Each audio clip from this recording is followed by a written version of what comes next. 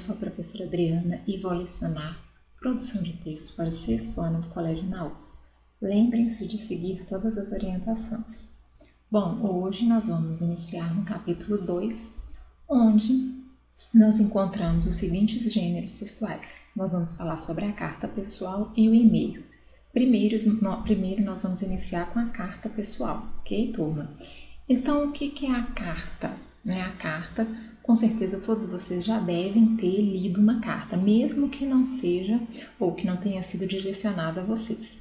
Então, a carta, existem várias tipologias, vários jeitos de escrevê-la. Por exemplo, a carta pessoal a qual nós vamos estudar é um tipo de carta em que eu não preciso me preocupar tanto com a escrita, porque geralmente, como a própria palavra já fala, carta pessoal. Então, eu vou escrever para alguém que eu conheço, alguma pessoa que é próxima a mim, seja um tio, um parente mais distante ou mais próximo, um amigo. Então, quando eu faço uma carta pessoal, eu estou usando o quê? Uma linguagem um pouco mais espontânea, justamente por conhecer a pessoa a qual eu estou escrevendo. Claro que você não vai escrever com erros ortográficos, erros grotescos, digamos assim, de concordância. Quando eu falo uma linguagem mais espontânea, é porque você vai usar às vezes um pra em vez de para, não é verdade? Então, isso é uma linguagem mais espontânea, uma linguagem mais informal, que nós usamos mais no nosso dia a dia, ok? A carta também, você pode escrever uma carta para uma autoridade, prefeito, um presidente, um governador, um senador. Então, aí sim eu tenho que tomar cuidado, não usar nada, nenhuma palavra informal, né? Tenho que saber fazer o corpo dessa carta. Como assim o corpo da carta? Eu vou explicar isso já já, ok? Então, a carta pessoal é um gênero textual que permite a comunicação entre pessoas que estão distantes uma da outra. A carta lida, por exemplo, eu vou dar exemplos de cartas, tá? Fala sobre um assunto pessoal, relatos de experiências vividas no dia a dia. A estrutura é local e data, vocativo, corpo do texto, pelo menos 3 parágrafos, saudação final ou despedida. Então vamos lá. Local e data, o que é isso? Você sempre vai iniciar a sua primeira linha lá em cima, colocando a sua cidade, vírgula, e depois a data do dia em que você está escrevendo. Por exemplo, Belo Horizonte, vírgula, 16, 17, 18 de setembro de 2020. Ponto final, ok? Vocativo é porque você sempre vai iniciar sua carta dessa forma. Olá, Bruna, por exemplo, ou querida Mariana, né? Então, quando eu coloco esses nomes para fazer essa saudação inicial, depois deles eu uso o quê? A vírgula.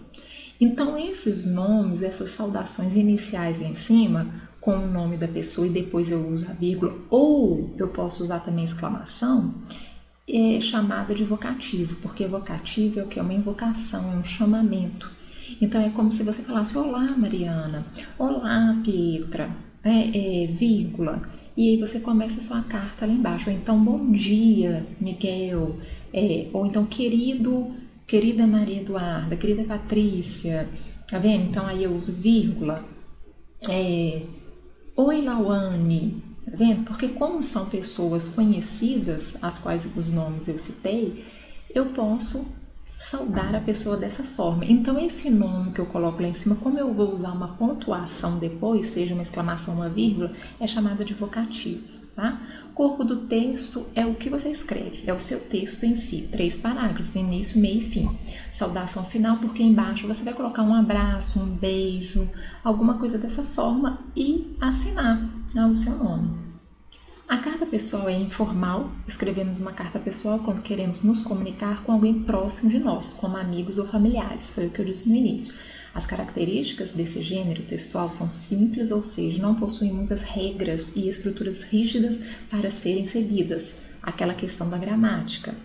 Vejamos, é normalmente escrita em primeira pessoa e sempre visa um tipo de leitor específico. Primeira pessoa, eu. Então, os verbos na primeira pessoa, por exemplo, estou jogando bola, muitas vezes ao dia, digamos assim, eu estou fazendo, então sempre o eu, ou então os verbos na primeira pessoa. Por quê? Porque você vai relatar alguma coisa de você, tá?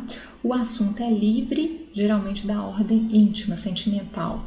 O corpo do texto varia entre médio e grande. Quando é pequeno, é considerado bilhete e não carta, então por isso que você tem que se atentar a isso. Não pode ser aquela carta enorme, não precisa ser, na verdade, aquela carta enorme, mas não pode ser pequenininha, porque senão é considerado o quê? Um bilhete, ok?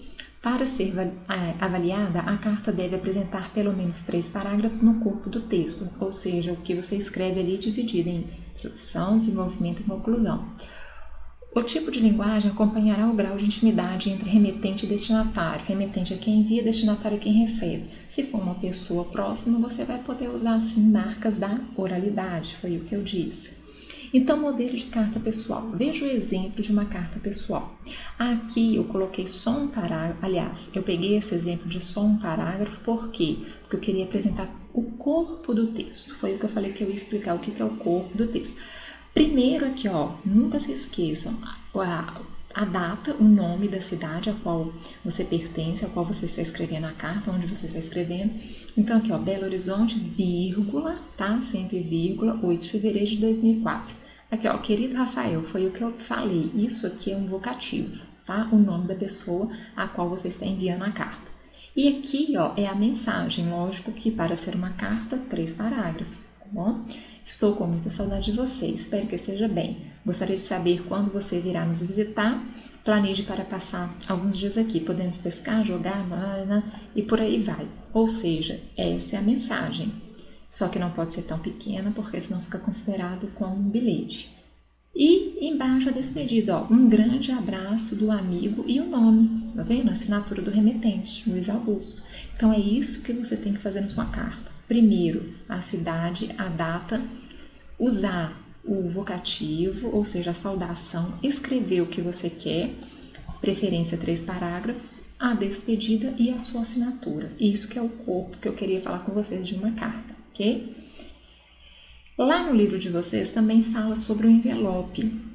Então, as cartas normalmente são enviadas por correio em envelopes. A empresa brasileira de Correios e Telégrafos recomenda a seus usuários o uso de envelope do tipo RCP, recomendado pelos Correios, branco com as cartas nacionais e com tarjas verdes e amarelas para as cartas internacionais. Se você for preencher o envelope à mão, escreva o endereço do destinatário com tinta azul ou preta. Coloque o CEP de 8 algarismos nos quadrinhos e cole o selo no lugar apropriado. No verso do envelope, escreva seu nome, seu endereço e o CEP da rua ou da cidade em que você vive. Observe abaixo como preencher o envelope. Então, lá no livro de vocês, na unidade 2, a qual nós estamos, traz como preencher, tem um modelo lá do envelope, ok? Mas você nunca pode esquecer o CEP. O que é o CEP? É a sigla do Código de Endereço Postal. O Código de Endereçamento Postal é um conjunto de números que identificam um local. No envelope, o CEP deve vir na frente ou abaixo do nome das cidades em que vive o remetente e o destinatário. Quando o usamos corretamente, a carta chega mais rápido a seu destino e não corre o risco de se extraviar, ou seja, de nunca chegar, porque as pessoas, o correio, não vai encontrar o endereço, ok? Então aqui, foi o que eu falei. Aqui é a frente da carta, tá vendo? O nome da pessoa, endereço e o CEP. E aqui é o verso atrás da carta, que tem geralmente isso aqui, e você vai colocar o quê? Remetente, endereço também e o CEP, ok? Então, dos dois lados, você vai ter que usar o endereço, o seu e o da pessoa a qual você está enviando. E é bom você saber o CEP de ambos, para a carta não extraviar, ou seja, não chegar ao seu destino, bom? Sigilo na correspondência. Você sabia que o sigilo da correspondência é inviolável? Ou seja, o que isso significa? Que ninguém pode abrir a sua carta e ler sua carta sem ser a pessoa a qual você está enviando, tá? Isso seria se a pessoa ou se o correio tiver, por exemplo, uma curiosidade de ler sua carta, ela está violando a sua correspondência e isso é grave, tá? E o que são os cartões postais? Aqui fala, o cartão postal foi ao longo de todo o século XX uma correspondência muito utilizada, principalmente pelas pessoas que viajavam, seja para passar férias, seja para residir em outra cidade ou país, a fim de manter contato com amigos e familiares. Trata-se de um cartão enviado geralmente pelo correio, com uma imagem em um dos lados e o espaço para endereçamento e texto do outro. Hoje em dia, com a popularização do acesso à internet e às redes sociais por meio de celulares com câmeras fotográficas, os cartões postais deram vez a selfies e fotografias tiradas pelo celular, acompanhadas de mensagens instantâneas enviadas e recebidas quase simultaneamente. Então, no livro de vocês também tem exemplo de cartão postal enviado em 1985. Eu acredito que vocês já tenham visto algum cartão postal, se não, dê uma olhada no livro.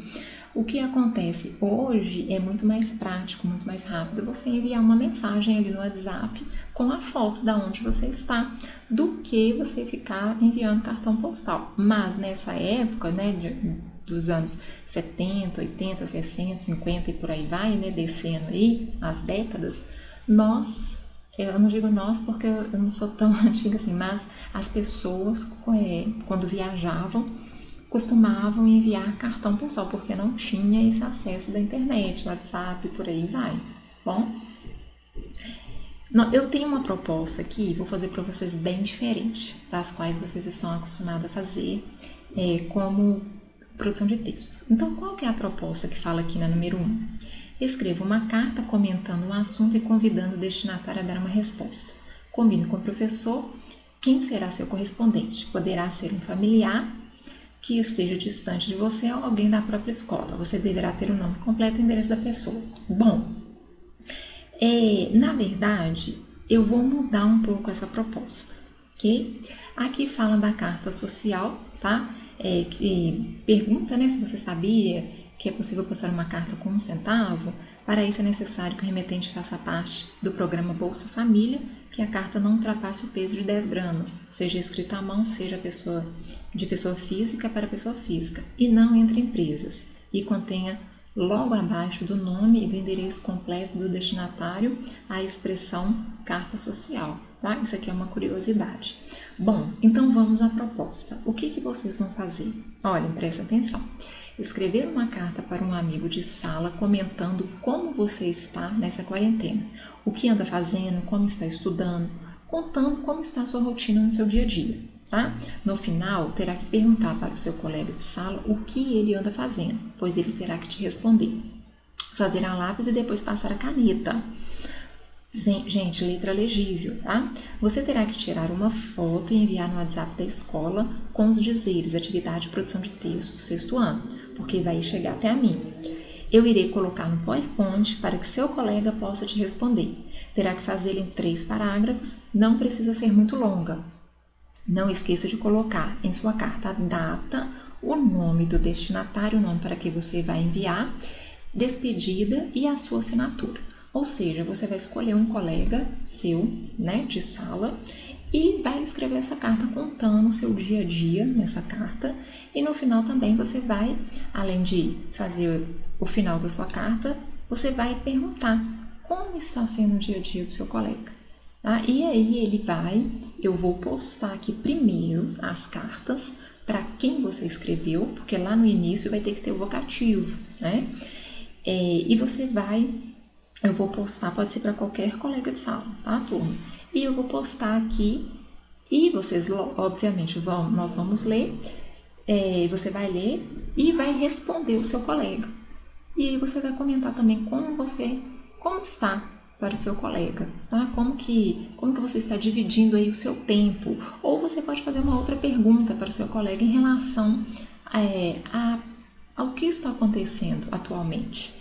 E aí o seu colega vai te responder e nós vamos postar aqui também, ok? Então não se esqueça, vocês vão escrever uma carta. Exemplo, vocês têm aqui no livro de vocês também, tá? Seguindo essa regra, com a data, nome da cidade, a pessoa a qual você está escrevendo, o que você vai escrever para ela, tá? O que você quiser, se sinta à vontade em escrever o que você quiser. Lógico, desde que seja algo coerente, que realmente você esteja fazendo. Você pode aumentar alguma coisa também. Não precisa ser só aquilo que você está fazendo no seu dia a dia. Você pode contar alguma novidade para o seu colega. Por exemplo, ganhei um cachorro, nessa quarentena ganhei um gato. Alguma novidade também. E despedir e assinar. Tá bom? Eu vou aguardar as fotos para eu poder postar nas nossas aulas de produção de texto. Lógico que eu não vou postar tudo de uma vez, eu vou postando aos poucos e as respostas também. Tá bom? Aqui é uma atividade que eu deixei de uma carta que também tem exemplo de como escreve uma carta, tá? E eu coloquei aqui algumas perguntas dessa carta. São poucas de marcar, só essa aqui que você vai ter que escrever. E também a atividade das páginas 82, 83 e 84 do livro de produção de texto, que é uma interpretação de uma carta. Ok, turma? Bom, espero que vocês tenham gostado da aula e lembrem-se, juntos no caminho certo.